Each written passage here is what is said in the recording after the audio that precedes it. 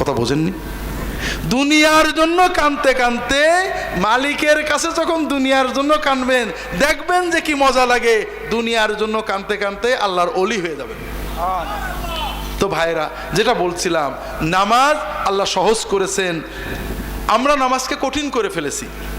বিশেষ করে আমাদের সমাজে যুবকেরা নামাজ পড়ে না, কানে দুল আছে, বাবরি চুল, হাতে বালা পড়েছে।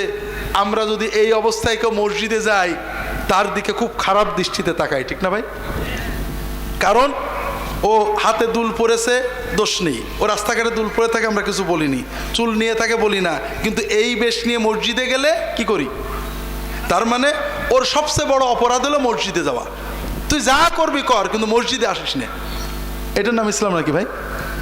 ও চুল রেখেছে, দুল পরেছে, কোনোটা মাকরু, কোনোটা নাজেজ, কোনোটা গুনাহ হবে, কোনোটাই হবে না, কিন্তু সবচেয়ে বড় গুনাহ হলো নামাজ না পড়া, ঠিক না?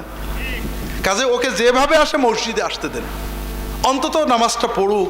ওর জন্য দিনের সহজ বিষয়টা বুঝান। অনেকে বলে যে হুজুর দোয়া জানি না, নিয়ত জানি না, নামাজ পড়ি না, অনেক রকম আছে।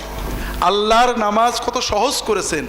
আপনি যতটুকু জানেন, কিছু না জানেন, সুবহানাল্লাহ বলেও যদি নামাজ পড়েন, আল্লাহ 16 আনা সওয়াব দিয়ে দেবেন।